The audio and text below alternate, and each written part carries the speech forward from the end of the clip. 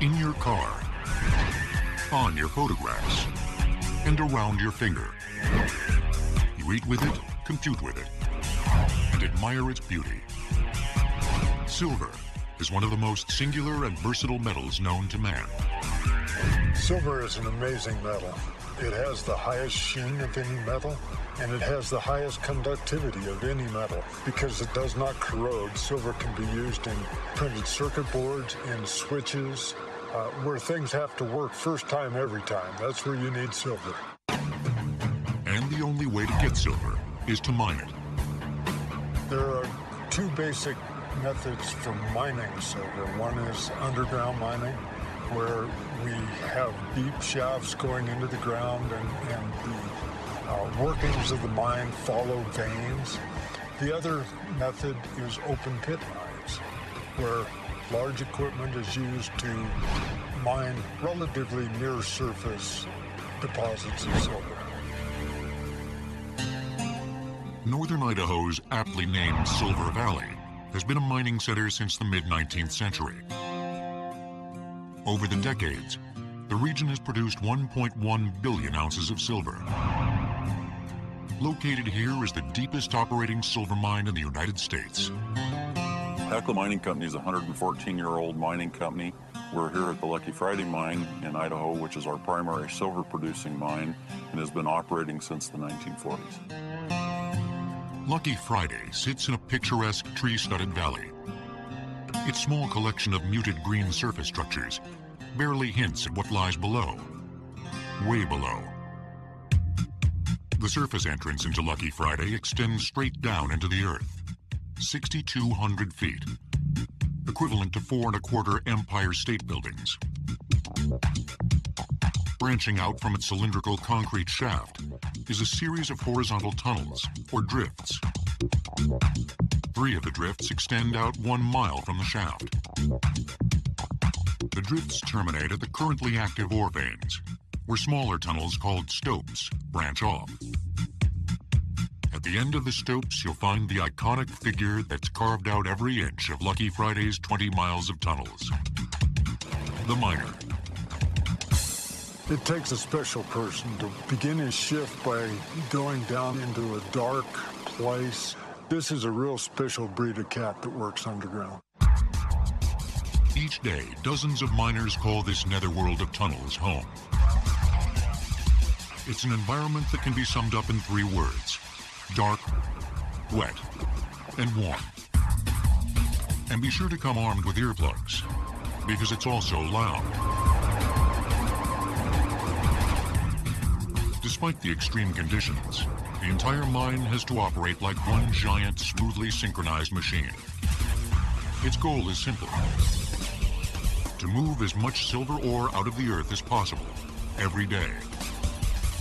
And since Lucky Friday's miners get paid not by how many hours they work, but by how much ore they move, no one wants to be responsible for slowing down the machine. Arguably the most critical cog in the mine machine is the elevator hoist. The hoist runs the entire 6,200-foot length of the shaft, and is the only way workers, supplies, and ore can be transported above and below ground. It's the mine's umbilical cord. All workers come underground at the start of shift, and they leave at the end of shift via the shaft. All of the employees that are going underground will load on the 3 decks of one of the cages, stacked from bottom to top, like 3 floors in an elevator. There's a hoistman that operates this system. It's not automatic. He takes his signals via a bell system, so the gentleman on the cage will bell to a level. The hoistman then will operate that elevator to the level that some of the guys are going to get off on. The hoistman works in a tightly controlled layer. Dual rotating cylinders indicate where each of the 2 counterbalanced cages are at any given moment. When carrying workers in the cage, the hoist moves at 1,500 feet per minute. It takes 4 minutes to reach the 5,900-foot level. And once underground, the miners stay underground for the duration of their 10-hour shift. So once the men are in the mine at the start of shift, then we limit the travel of personnel on the shaft so that we can maximize the use of the shaft for getting the ore out of the mine. The area around the shaft is one of the few illuminated parts of the mine. Here you'll find each level's nerve center, a collection of switch boxes, gauges, cables, and light lines. Nearby, there's a small break room, plus a fully equipped maintenance shop. This is where machines brutalized by the mining process are serviced and repaired. One such machine is the man carrier. With miners on board, the man carrier chugs down the mile-long, 12-foot wide, 16-foot high drift. There are a number of utilities that hang overhead, including ventilation line, that as you're riding in this equipment, sometimes there's some head clearance issues that you have to be very careful about. After a bumpy 6-minute ride, the drift terminates at the ore headings. This is where the miners work, in a maze of dark, constricted corridors, overrun by mechanized beasts. For the unaccustomed, it may as well be another planet. Very few areas are lighted with any other light than your cap lamp. You spend the day conducting some very skilled labor, if you will, in the dark. There's water in the ground, there's water in the equipment and machines. It's warm and humid. At a depth of 5,900 feet, the virgin rock temperature is about 120 degrees Fahrenheit.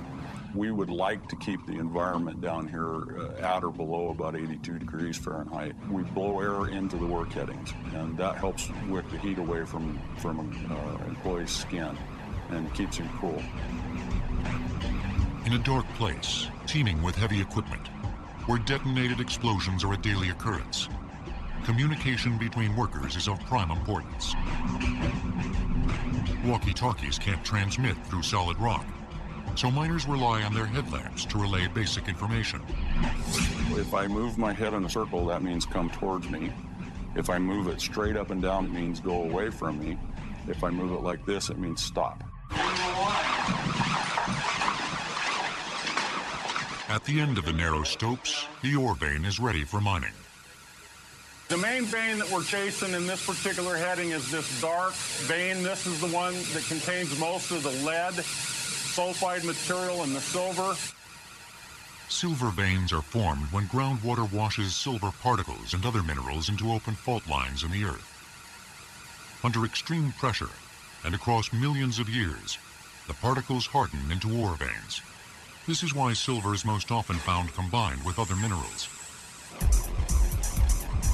Once processed, each ton of ore from this vein will yield roughly 18 pounds of lead, 2 pounds of zinc, and 15 ounces of silver.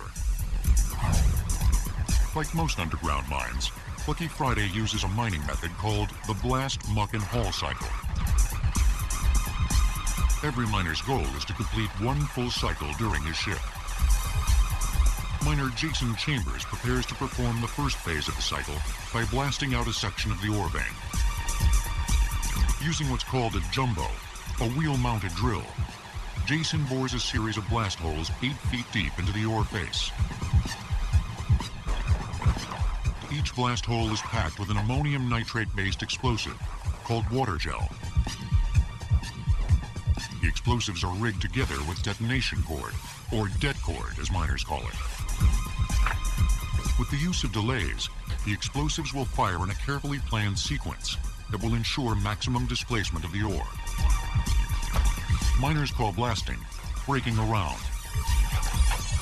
This is fuse primer. It has a primer on one end and an igniter on the other end. You light this end and it burns down. It takes about 10 minutes to get to here. And once this goes, it hits the det cord. Det cord's instantaneous. And then the sequence, 1, 2, 3, 4, 5. To complete the firing circuit, Jason ties the det cord into the fuse line primer. It's not very pretty. There it is. Although it may seem antiquated, a burning fuse is the most convenient and inexpensive way to ignite a blast. The fuse burns 1 foot every 45 seconds. That gives Jason 10 minutes to secure the stope and reach a comfortable blast distance. As a safety precaution, our Modern Marvel's crew wasn't allowed near the stope after Jason lit his fuse. But our cameras were rolling 200 yards away when his explosives finally detonated. We're fortunate to have the high-quality underground miners that we have here.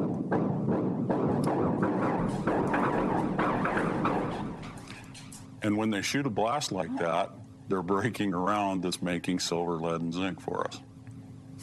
That's the sound of money being made. When a miner first enters a stope after a blast, he uses a scaling bar to bring down any loose material. When a miner drills and blasts and opens up a new foot in a drift or in a tunnel, he is the first person to ever stand in that location, ever. It's almost like going to the moon. After scaling, miners drive 4-foot-long expanding rock bolts into the ceiling and walls, or in mining terms, the back and ribs of the stope. The bolts compress the rock to help prevent cave-ins. To bore the holes, as well as drive the bolts, workers use silver mining's perennial workhorse, the 95-pound jackleg drill. Powered by compressed air, it emits water at the tip to keep dust at bay. This is a Gardner Denver 83 jackleg drill. And this is the leg part of the machine. This is what actually pushes the machine forward. It's controlled by a sporn top valve here. The more you turn it, the more air is fed to this leg, and the harder the leg pushes, the further it goes up. To lessen the jackleg's ear-shattering clamor, miners retrofit their machines with custom noise mufflers. Rubber tires on here are actually old tires off of cars. When you buy a machine, it's bare. We put these on when we get them. With the back and ribs of his stope bolted and secured, Jason now moves in with an LHD, or load haul dump machine. He uses it to remove the broken ore, or muck as it's now called. Because LHDs are constantly backing in and out of stopes, the operator sits sideways, allowing him to easily see in both directions. Over several trips, Jason transfers all the muck from his stope to a holding area called a muck bay. From here, front-end loaders waste no time transferring the ore to 16-ton trucks. These low-slung haulers are designed with limited headroom in mind. Most mines have bigger, but these are about the biggest we can fit down here, just 16-ton. The loaded 16-ton trucks head back down the mile-long drift toward the shaft entrance. A round trip they'll make an average of 35 times a day. Near the shaft entrance, the operator dumps his muck load into what's called an ore pocket. At the top of the ore pocket, there's a grizzly, which is a series of square holes made up of crossed I-beams. The square openings are sized to the maximum size of the material we want to go down that hole.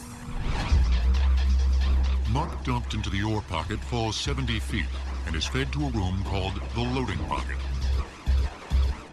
Here, a worker known as a cager fills a bucket, or skip, with 10-ton loads of ore. The skip is actually the top level of the elevator hoist. The material is loaded off the belt into what's called a load cell. The material or ore falls out of the loading cell into the skip, and then he hauls the skip away, and the hoistman takes it to the surface. The hoist hauls 1,000 tons of ore out of Lucky Friday every day. It's the final leg of the blast, muck, and haul cycle. But it's not the end of the line for the ore. It must now undergo processing to unlock the valuable metals trapped inside. The blast, muck, and haul method used in underground mines like Idaho's Lucky Friday culminates with the ore being hauled to the surface. But mining and hauling is only half the battle. Now begins the process of extracting the silver and other metals from the rock. It all begins in the crushing plant. This is the crusher. What we do is we crush the rock. It comes from the feeders and goes through all the belts, gets crushed. There's the jaw crusher, the cone crusher, and then we have the fine crusher up back there. If it doesn't go through the screen and drop down into the fine ore bin, it'll keep coming through and get crushed until it's small enough to fall through the screens and fill up the bin back there. And then from there it goes down into the ball mill. At the ball mill, water is added to the crushed ore, which is then tumbled with thousands of 3-inch diameter steel balls inside a giant rotating drum. The balls pulverize the zinc, lead, and silver into a soupy slurry mixture. The slurry is pumped into the flotation cells. These are tanks where the metals are separated from the slurry. In each cell, a frother makes bubbles, while an added chemical causes the zinc in one cell and the lead and silver in another to stick to the bubbles as they rise. Here, you're actually seeing lead float. This material runs 70% lead and 120 ounces per ton of silver. Both the lead-silver concentrate and the zinc concentrate are drained from the flotation cells and piped into separate thickener tanks, where most of the water is removed. Once the concentrate leaves the thickener tank, that material is pumped to these vacuum filters where the moisture is sucked out of the concentrate through the filter cloth into the inside of the drum. The final product then is dry, and you can see it coming off of this filter. The dry silver lead concentrate falls into collection bays in Lucky Friday's loadout facility. Here, a worker fills trucks with an average of 140 tons of the concentrate every day. It's then hauled to a refinery in Canada for further separation and purification. This is the end of the process at Lucky Friday. A process that began with a miner reporting for work at the end of a long, narrow stope. It's a wonderful place. My only description for it is any day underground is a good day. Almost all modern underground mining techniques can trace their origins to the most famous silver mining venture in history. The Comstock Lode, a massive silver ore vein discovered in the mountains of western Nevada. From 1860 through 1880, Nevada's Comstock Lode was it was the largest producing silver mine in the world. Produced $300 million worth of silver. You almost can't overstate how important the Comstock was. When word of the massive strike first spread, thousands of silver seekers poured into the boomtown of Virginia City, Nevada. The Comstock Lode itself took its name from one of Virginia City's most colorful characters, a drifter, fur trapper, and sometime miner named Henry Comstock. Henry Comstock was a shiftless individual, to tell you the truth. He was always looking to make a buck. In June of 1859, two Irishmen, Peter O'Reilly and Patrick McLaughlin, were on the north end of the lode here when Henry Comstock came by and told the two men that they were digging on his property, which was an outright lie, and he didn't own the property. So they had a real quick little conference there, and they thought that 2/3 of something was better than 100% of nothing, so they cut him in for a 1/3 share. And Comstock was a braggart, and he was telling everybody that it was my strike, my lode. And pretty soon the people from down below were saying, let's go up to the Comstock Lode in Virginia City, and that's how it got its name. When the miners sank their first underground shafts, they had to hack through crumbling, unstable earth, which frequently collapsed on top of them. In 1859, half dozen miners died at the Ophir mine, which is in the north end of the lode. That was followed immediately by the total collapse of the Mexican mine just north of it, caving from the 300-foot level all the way to the surface. It became obvious then that they would have to either improve their timbering methods or they would not be able to mine here. Desperate for help, the Comstock workers called in Philip Diedesheimer, a young graduate of Germany's prestigious Freiburg School of Mines.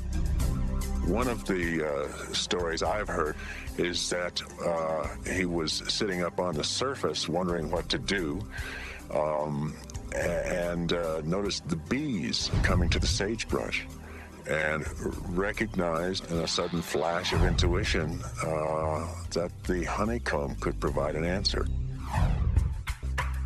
Dietesheimer's timber honeycomb was called the square set, a simple wooden cube made of massive timbers. Like a honeycomb, each cube interlocked with other cubes.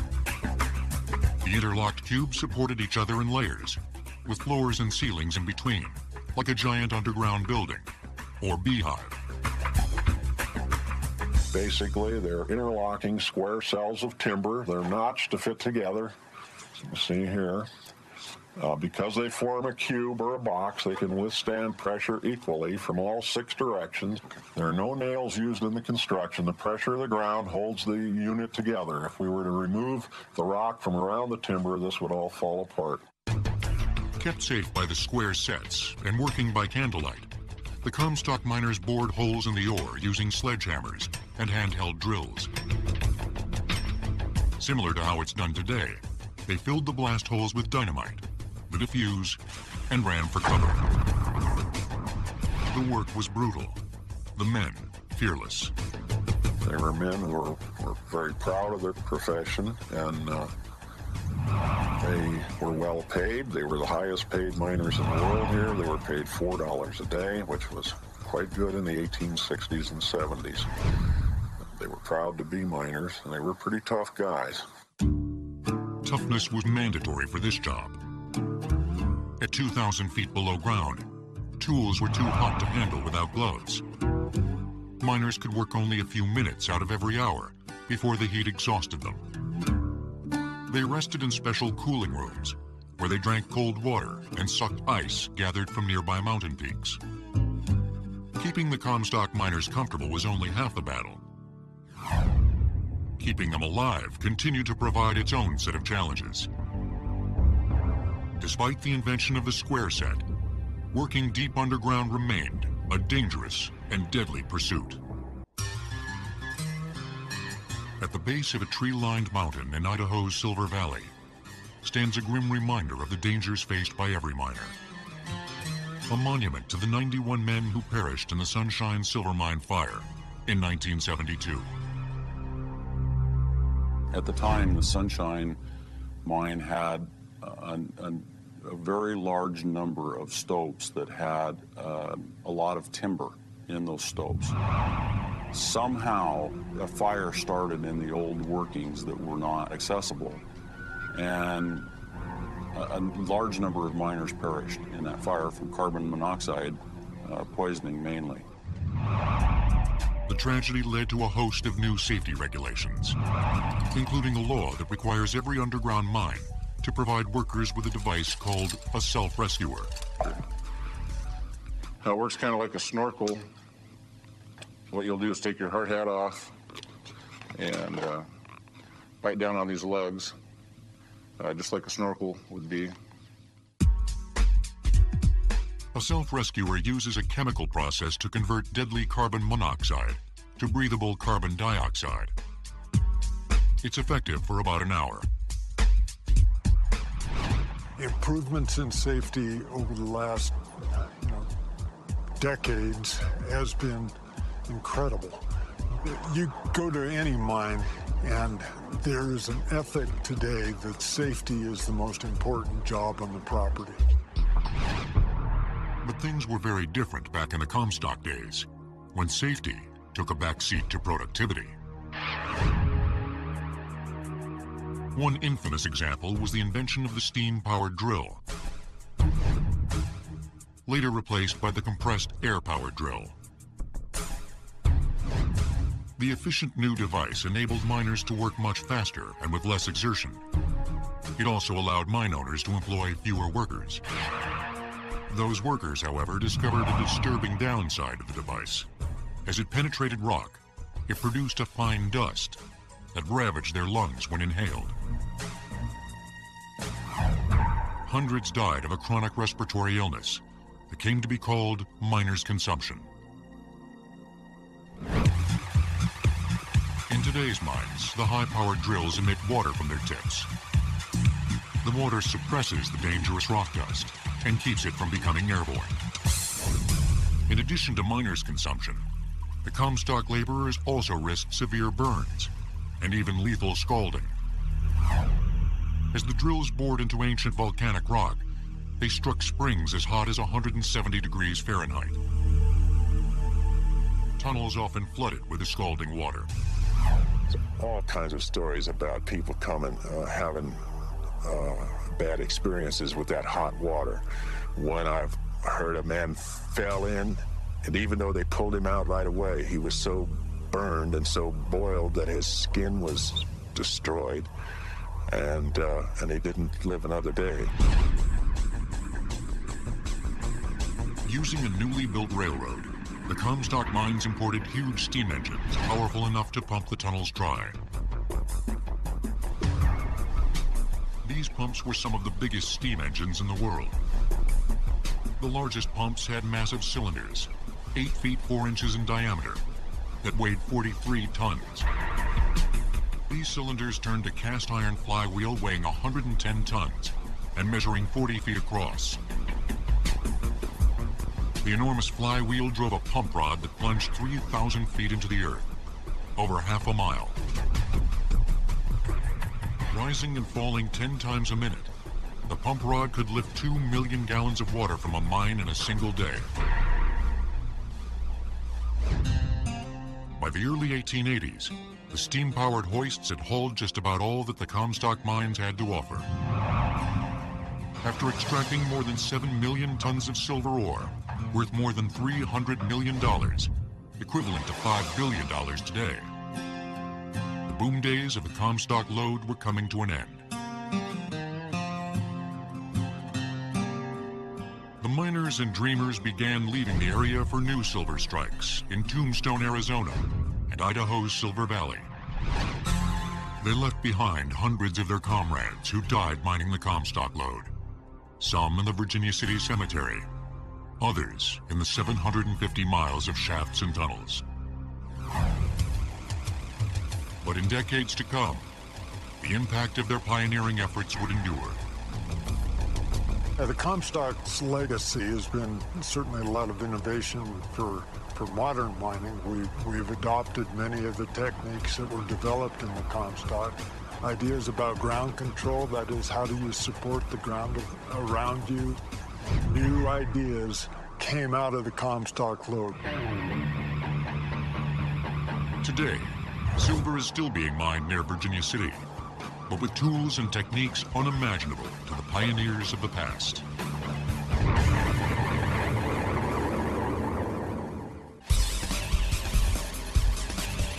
When a rich vein of silver ore is discovered deep inside the earth, costly underground mining is the only option for extracting it. When an ore deposit is situated close to the surface and has little overburden or topsoil, open pit mining is the most effective method. Although the goal of both methods is the same, the techniques, equipment, and processes are as different as night and day. Open pit mining requires a significant footprint. It does require a lot of heavy equipment. Trucks that have capacities of over 100 tons in most cases. Large dozers that can push with a dozer blade 14 feet wide. This is stuff that you don't see in your backyard, every day, that's for sure. Not unless your backyard happens to be the Rochester Pit Mine near Lovelock, Nevada. Operated by Coeur d'Alene Mining, Rochester is the largest primary silver mine in the United States. Although its ore contains other valuable metals like gold and mercury, the mine's primary revenue is derived from silver. This is the only primary silver producing mine in the state of Nevada at this time. This operates 24 hours a day, 7 days a week, 365 days a year. The Rochester mine began production in 1986. And since that time, we have produced 111 million ounces of silver. If you were to take 111 million ounces of silver in a silver dollar shape and stack it up, it would go 220 miles into the air. That is how much silver we produce here at Chlorargyrite. Open pit mines are carved out of the earth in giant terraced levels.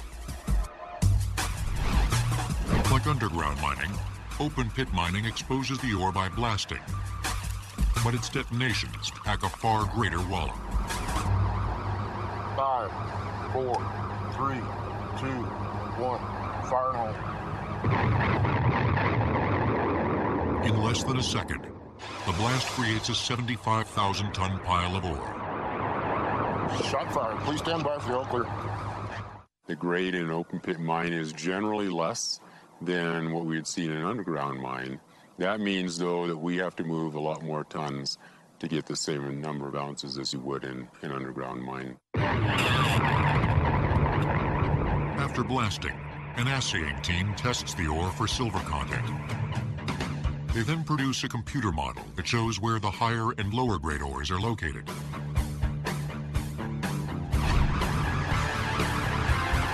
Around the clock, 100-ton capacity trucks wind their way out of the pit. The trucks hauling the highest grade ore dump their loads here into the insatiable maw of Rochester's massive primary crusher. The mouth of the crusher measures 4 by 5 feet and can swallow 100-ton loads littered with boulder-sized rocks. Inside are 2 jaws, one movable, the other stationary. The movable jaw's short, rapid motion crushes the ore, chewing it up like an animal. The jaw is driven by a 500-horsepower electric motor that propels 2 massive 6,500-pound flywheels.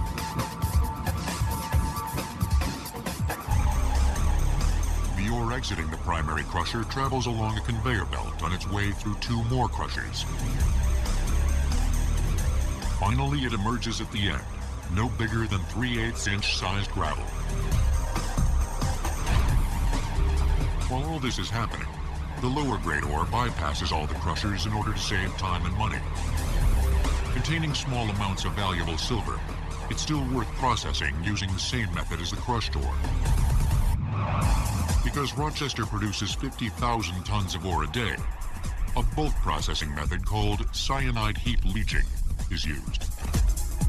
It all happens on an enormous apparatus covering hundreds of acres called a leach pad. A leach pad starts as a giant plastic liner placed on inclined, compacted clay. A 20-foot deep layer of ore is then dumped onto the pad.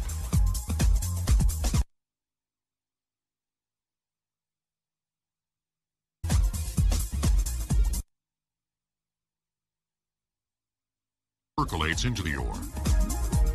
Cyanide leaches, or extracts, silver, gold, and other metals from the rock, like water-dissolved salt. This so-called pregnant solution collects in a dike at the bottom of the pad, where it's continuously pumped out. Additional layers of ore and tubing are applied to the pad until it plunges to depths of 300 feet or more. Rochester has 2 leach pads.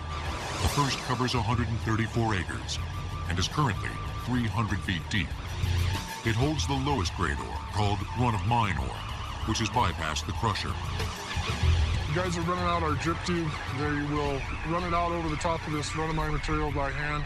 We run it out to the header line where we hook it into the nipples and put solution to it and let it run. Rochester's second leach pad holds the crushed high-grade ore. A tractor buries multiple drip tube lines a few inches under the ore. Allowing for less evaporation, it's a more efficient way to deliver the cyanide solution, but impossible to do on the rocky, low-grade leach pad. Next stop, the processing plant. Entering the plant through a large pipe, the pregnant solution is circulated through these filter tanks, the same kind used in winemaking. The solution then travels to the de-aerator, a vacuum tower that sucks out most of the oxygen. This is done to prepare the solution for its next phase of processing. in which powdered zinc is added. Zinc has an ionic charge that enables it to efficiently attract dissolved silver and gold.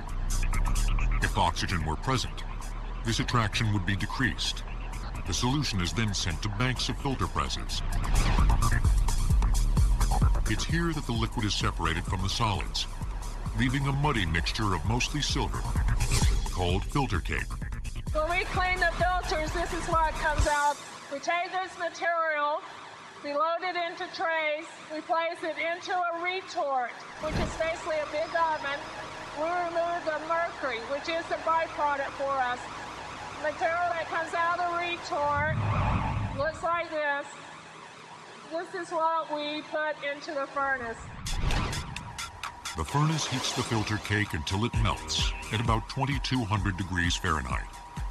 Then it's time to pour it into molds. In this state, the silver is now called doré. After a few minutes, the doré is cool enough to remove from the mold. Workers accomplish the tricky maneuver with a forklift.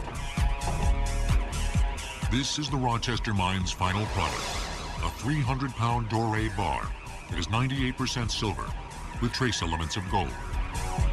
It will be sold and shipped to a refinery, where the silver and gold will be separated and purified. Each of the doré bars is worth about $40,000 to $50,000 at today's prices. My general manager always says if you can pick up one of these bars, which weighs roughly 300 pounds, you can have it. But I say no way. One day someone's going to come here and carry one off, and I'll be $50,000 in the hole. 5, 4. The incredible process, which begins with a blast and ends with a bar, is in its final days at Rochester. The pit is scheduled to close in December 2006. The processing plant will be shut down 5 years later. Then, a whole new chapter in the life of the mine will begin, one which will return it and the land to nature. Silver mines supply a vital material to today's world. By their very nature, however, mines can't help but affect the land, air, and water systems that surround them. Almost everything we do has an impact on the earth and Mother Nature, and mining's no different than anything else we do. So one of the major goals of any mining operation is to have the minimum impact that it can on the environment. Most of the environmental regulations that silver mines currently operate under are results of the Clean Air Act of 1970. Today, mining has to pay attention to the environment. It's far different than it was even when I started in the business 30 years ago. We simply cannot do the types of activities that we did 30 years ago without thinking about the environment. Back in the days of the Comstock lode, there were no such things as environmental regulations. The miners took whatever they needed from the environment and poured pollutants like mercury and lead back into it. To build square sets to support Comstock mines, 80 million board feet of lumber was required every year. The miners used enough lumber to build 27,000 two-bedroom homes, and in the process, stripped the hillsides around Virginia City bare. In comparison, not far from Virginia City, at the Rochester open pit mine, the Coeur d'Alene Mining Company was required to post a $31.6 million bond to fund reclamation of the land. Although the open pit will remain, all the structures and leach pads will be removed and the land revegetated. This 85-acre section of hillside used to be one of Rochester's primary leach pads. We shut it down in 1999 and commenced with closure. That began by treating the rock that's on top of the plastic liner and making sure to neutralize the chemicals that remain. We placed topsoil on top of that and planted it with native seed mix approved by the regulatory agencies. The native shrubs are coming up very nicely, and you can't even hardly tell that it's here. Mining the land no longer means having to leave a permanent scar. 2005, the Hecla Mining Company received Nevada's Excellence in Reclamation Award for its cleanup work at the Rosebud Mine. After the mine closed in 2000, Hecla and its partner, Newmont Mining, removed buildings, then recontoured and revegetated the property. I'm really proud to be involved with an industry that has made such great strides as it has over the last 20 years, and certainly within the last 10 years, it's gotten fantastic. Another great stride in mining is currently taking place in Australia. The government-funded Commonwealth Scientific and Research Organization has retrofitted a load-haul dump machine to operate as an almost 100% autonomous robot. Seen here in early test footage, the LHD is programmed to enter a mine and report to a particular location without human intervention.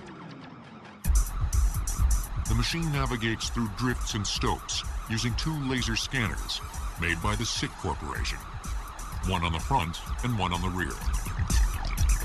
The devices scan in 180-degree arcs, looking for specific landmarks that have been programmed into an onboard computer. Inside the device, a laser reflects off a mirror that rotates 75 times a second. The laser bounces off the surrounding environment and returns to the device, indicating distances and topographic features. The data are then sent to the computer, and the computer operates the steering, acceleration, and braking controls. Autonomous LHDs reduce the number of miners needed and therefore cut mining costs. If there are ways to produce an ounce of silver that costs less money, that way is going to be used. So robotics may very well have a major role in the future of mining. Until that future comes, mining will continue to be done the traditional way, with muscle, might, machines, and miners.